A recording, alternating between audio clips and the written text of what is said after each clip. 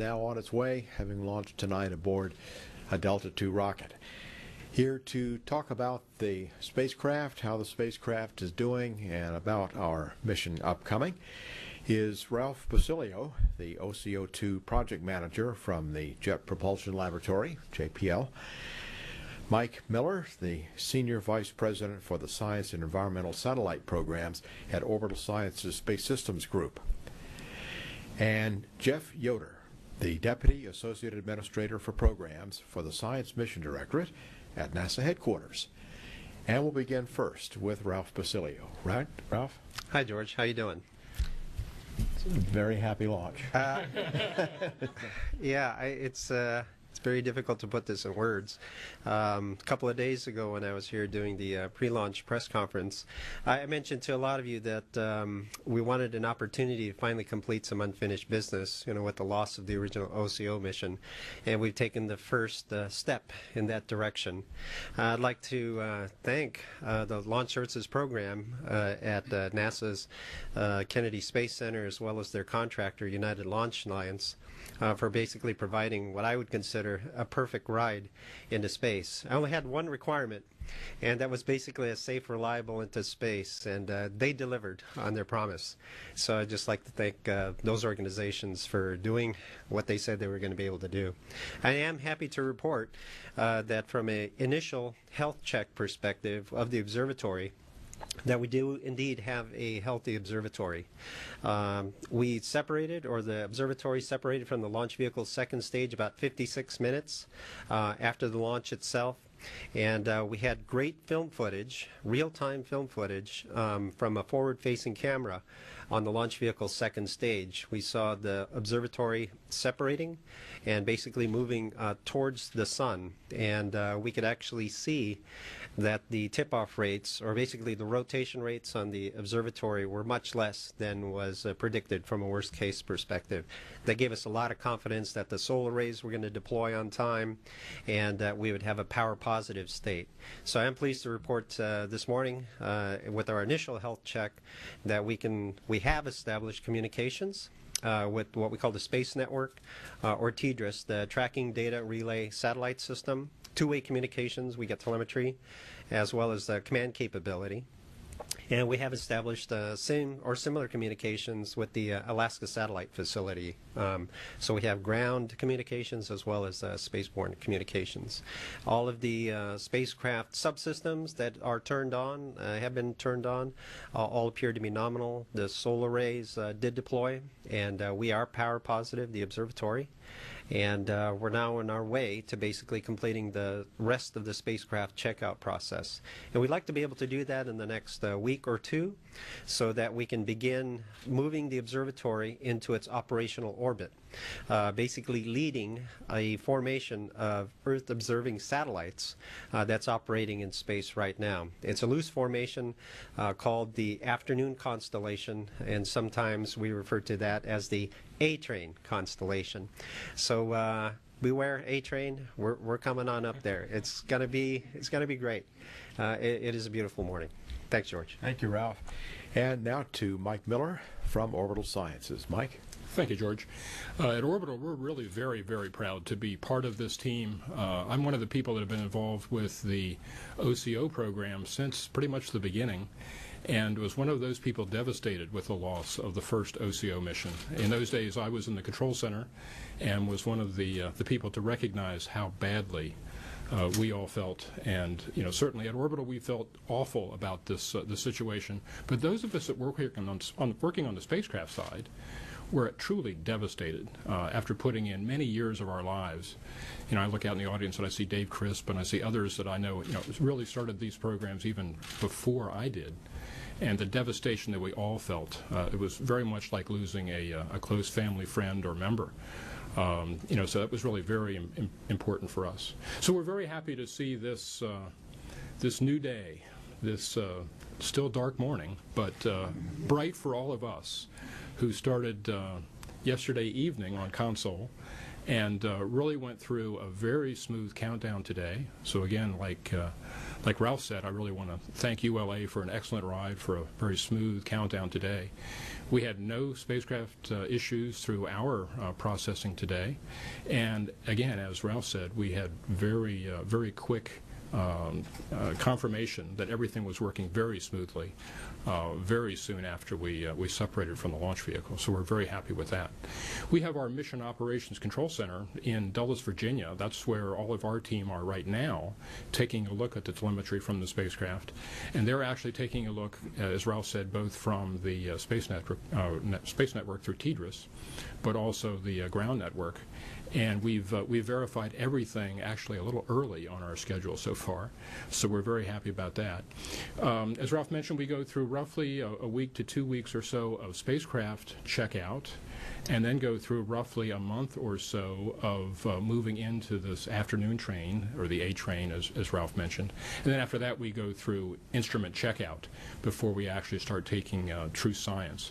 A lot of that time is dedicated to doing a outgassing of the instrument to make sure everything is completely safe before it is turned on. But we do have the opportunity, actually very early even today, to turn on the instrument power and to do some things to make sure that it is in a safe state from a heater turn-on perspective and that type of thing. So again, with that, we're very happy at Orbital to have been a partner with JPL from the beginning on this, and very happy to have this success today. Thank you, Mike. And now to Jeff Yoder, the Deputy Associate Administrator for Programs for the Science Mission Directorate at NASA headquarters. Jeff. Thanks, George. Today really is a great day for NASA and the nation. Seldom do we get a second chance to be able to, do a mission like this, but because of the importance of the mission to the nation, we've been given this second chance to do the OCO2 mission that my colleagues here have described. It's a tremendous team effort, both within NASA, our contractor family, our foreign partners, our partners here within the states also. And so I just want to take a little bit of time just to recognize and thank the scientists, the engineers, the administrative, our admin folks that helped get us, even out to the, to this great launch today that we're doing our travel. And also the family members who really sacrificed a lot to allow the engineers and scientists to really do this tremendous job. So again, the initial checkouts of the spacecraft, and we'll hear more of that a little bit later. We couldn't be more proud today of the accomplishments of the entire team. George? Thank you, Jeff. We're ready now to take questions. If you have some here in the audience, and you can also, by going online, use #AskNASA. And we'll start here in the room if there are any questions here in the front. Yes, right here. Ewa Blaisdell, Express Wieczorny. I am privileged and honored to be here, and truly full of joy. And we shared moments yesterday with you, and of course today. And it was very emotional listening to you count down, and I am leading to a question, if I may. My question on behalf of the international readers and viewers is, share with us your personal feelings when you see clock ticking, 20 seconds, 10 seconds, 5 seconds, 2 seconds. Give us an insight into your heart and soul and tell us how you felt. And then I have a second question. You mentioned being proud, and this is a big day for the American nation, and it indeed is. But I look at what you've done today as a big international accomplishment on behalf of the mankind, because this is about climate change. So if you could perhaps talk a little bit about international leadership of what you've accomplished today. Thank you. So how about if Mike Miller and I address the emotional aspect of the launch itself, since he and I, again, were both on the original OCO mission, and we'd like to give it to Mr. Jeff Yoder as far as the what the international community can benefit. So, Mike, if I may, I'll start. So I started on the original OCO mission back in 2003. So it's been about 11 years for me. And with the loss of the original OCO mission in February of 2009, it was one of those feelings that you would never want to be able to pass along or wish on anybody else. It was this real sense of loss, just this void. So I'm trained as an engineer, and an engineer is trained to solve problems. And when we didn't have anything to solve, even if we had an observatory that was up in space that was not 100% functional, I'm sure our team would have been able to squeeze out some meaningful science out of it.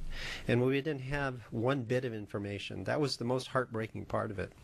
And a lot of us from the original OCO mission decided that we wanted to go ahead and participate in this reflight, now called OCO2. We made a commitment not only to our organizations, to our sponsors at NASA headquarters, but to ourselves to deliver and to finish what we set out to do. So we couldn't walk away, and it was a great opportunity for us that our NASA sponsors allowed us to participate in a reflight opportunity. And to directly answer your question, we were on station before the countdown about 5 hours prior to the launch. And so it wasn't just in the several minutes or several seconds right before the launch. It was kind of a buildup of emotion. A lot of us felt excitement, this opportunity to, again, complete some unfinished business. But from a personal perspective, as we got closer to launch, you know, I could feel every heart beat. And when we got down to about 15 minutes prior to the launch itself, we knew that everything was out of our hands, that that countdown was going to go ahead and that rocket was going to lift off. And it wasn't a great shot because of the foggy conditions, but when that rocket did leave the launch pad, it was a tremendous opportunity to be able to say, my gosh, you know, this is the next step in an important journey, not just for me as an individual or for the people that I came with from the original OCO mission, but for all of us that live on this planet today and for future generations, you know, our children, our grandchildren. This mission is going to deliver so much information, and I just can't wait to work with the scientists and be able to complete that aspect of the mission, to be able to deliver and deliver on the promises that we made to the American public and to the rest of the world. Mike? Yeah, I'd like to second the concept of the emotion associated with this. I tried to relay this the other day during the public briefing for a lot of the visitors that were here. As a member of the team that started, again, back in 2003, about the same time that Ralph did, you put a tremendous amount of time and investment into developing one of these spacecraft. And as a parent, you know, maybe a way to relate to this is, you know, you raise children. I actually have 3 children and 2 grandchildren. You raise children and you do everything you can to have them be prepared for life, and then you send them off.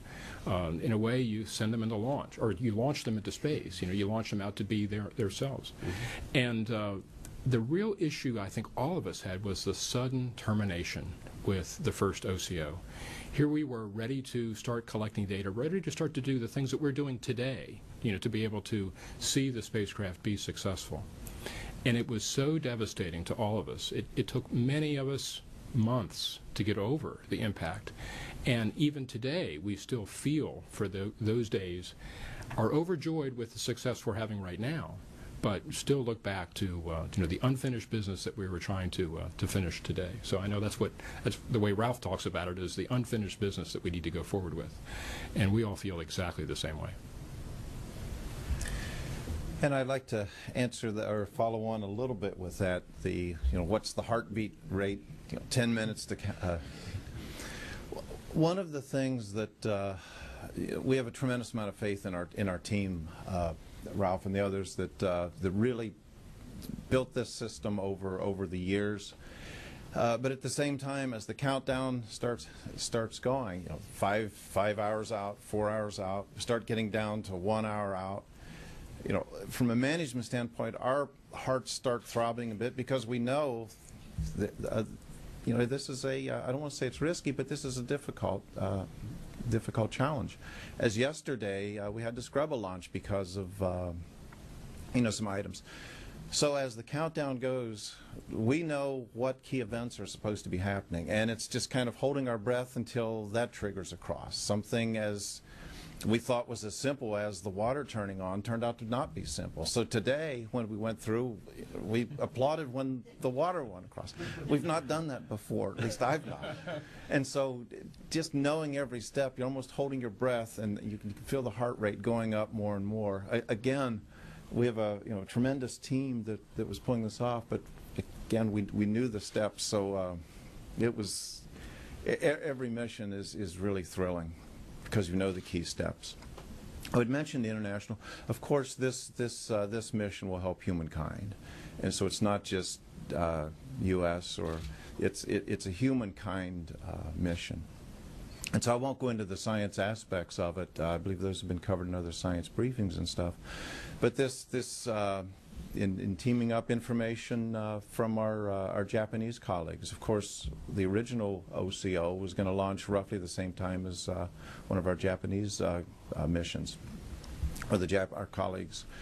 And so being able to build off of that information to make the mission we have today even a better mission than was planned, again, is just, it's a tremendous, I couldn't be more proud and excited for what we will accomplish for humankind with this information. Additional questions here?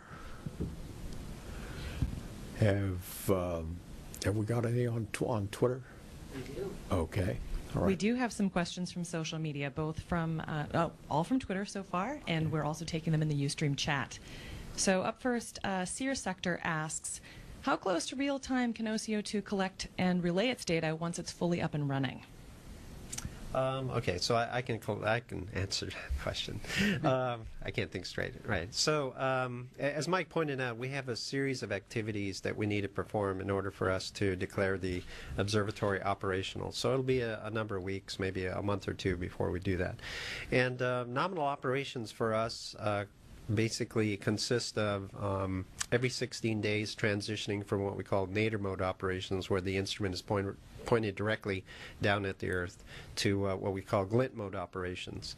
And glint mode operations is needed to get meaningful measurements over the oceans. And so every 16 days we go from nadir mode and then back to glint mode, and then we continue that process.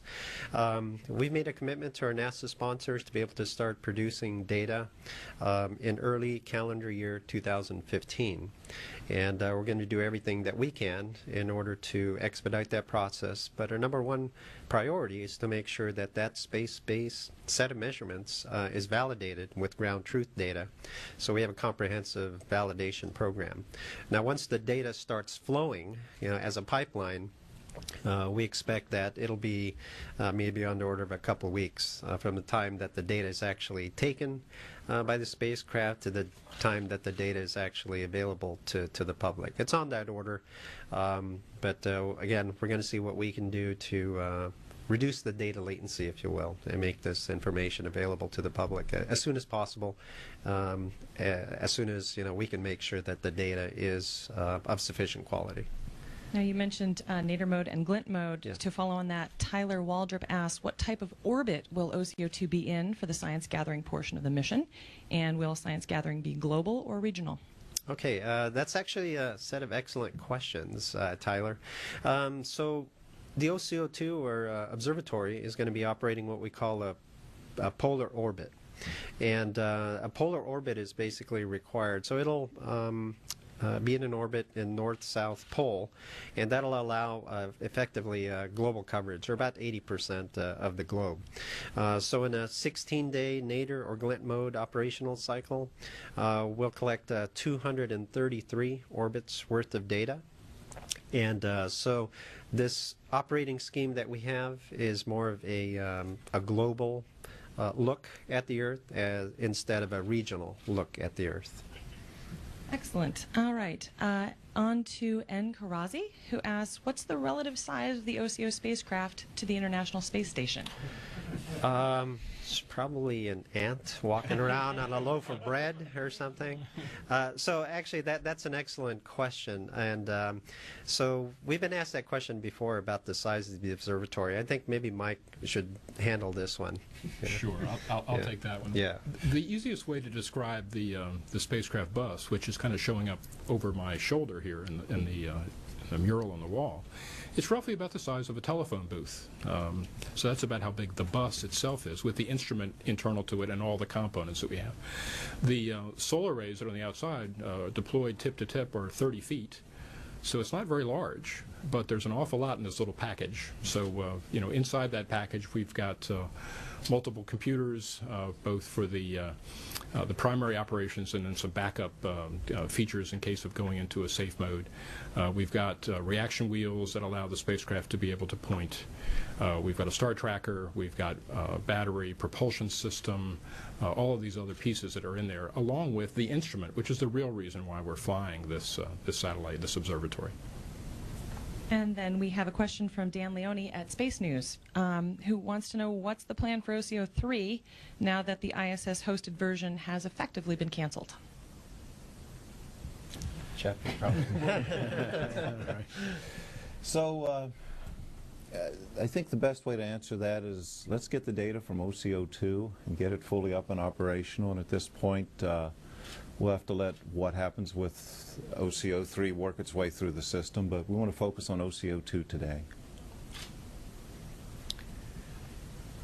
Any other questions? All right, that's it for now. All right. We'll go Thank back to the tubes. All right. And if there are no further questions here in the room, then that will conclude this briefing. Thank you very much for watching and tuning in, and we're off on a very, very exciting mission. Thank you very much. Thank you.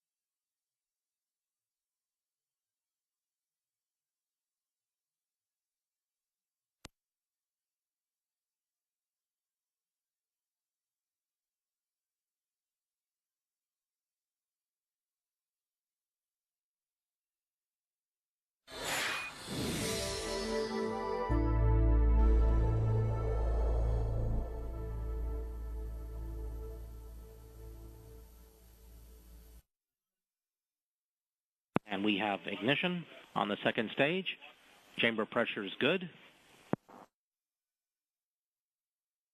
Engine control is good. And we have SECO.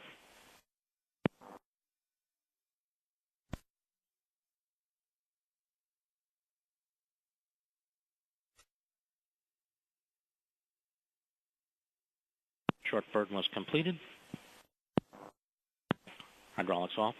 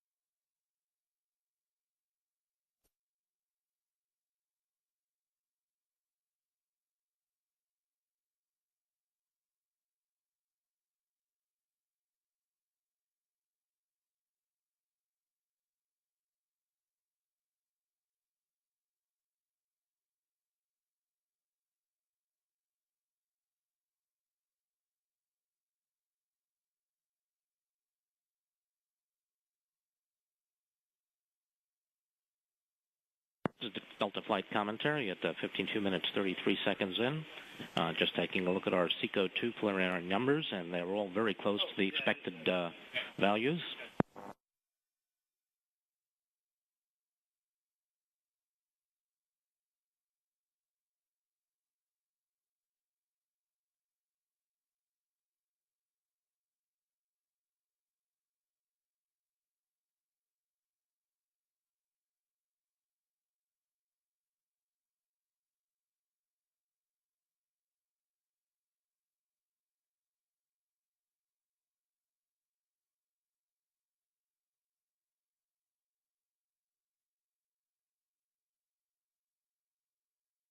About 3 minutes now until spacecraft separation.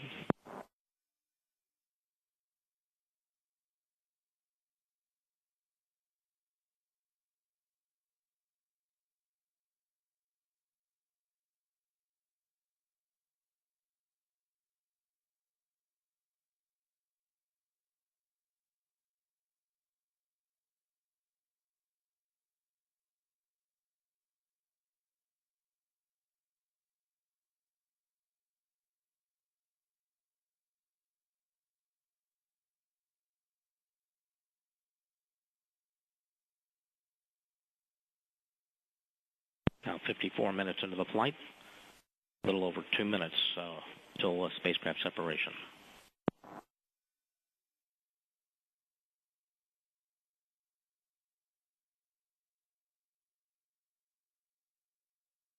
Our video is coming from the Hardebeesthoek ground station, being relayed here from the onboard camera.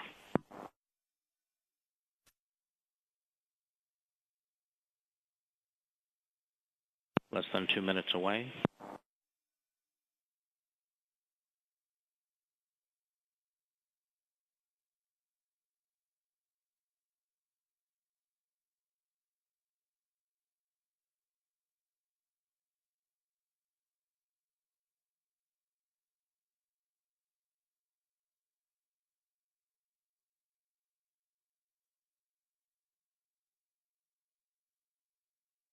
Now 55 minutes into the flight.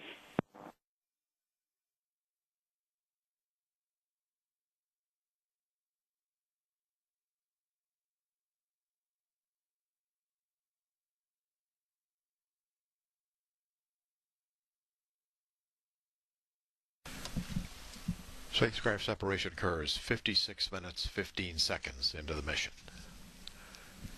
As expected, we have a live video picture of OCO2 as it moves into position for separation from the second stage, and as expected, it is pointing into the sun, which is part of the mission profile. About a half a minute now until spacecraft separation. We are standing by.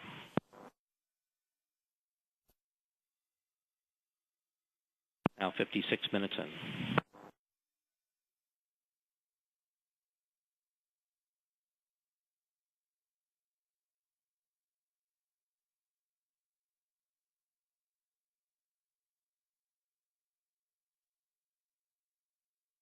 We have two good break wires and an Excel event. And spacecraft separation, good spacecraft separation. The Orbiting Carbon Observatory has now separated from the second stage and is flying on its own.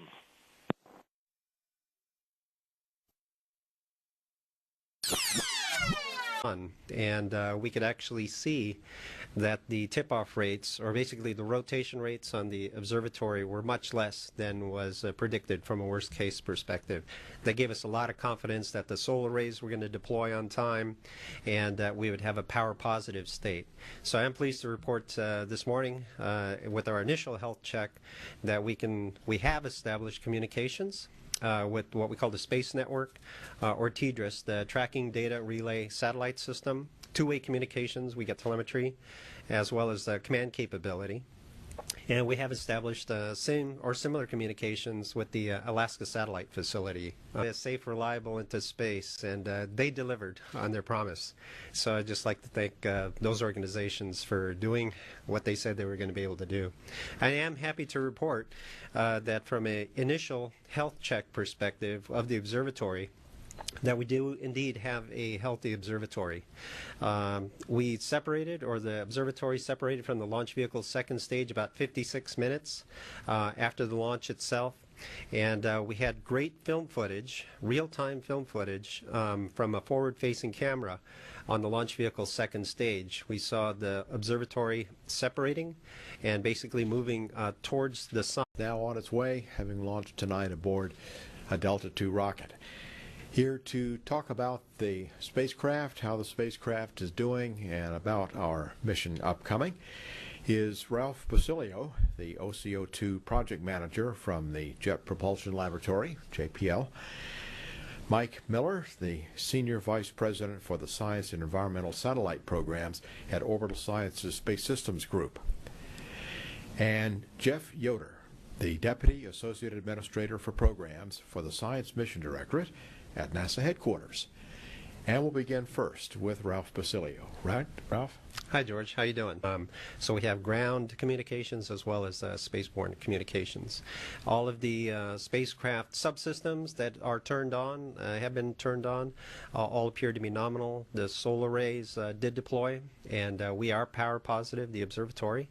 And we're now on our way to basically completing the rest of the spacecraft checkout process. And we'd like to be able to do that in the next week or two so that we can begin moving the observatory into its operational orbit, basically leading a formation of Earth-observing satellites that's operating in space right now. It's a loose formation called the Afternoon Constellation.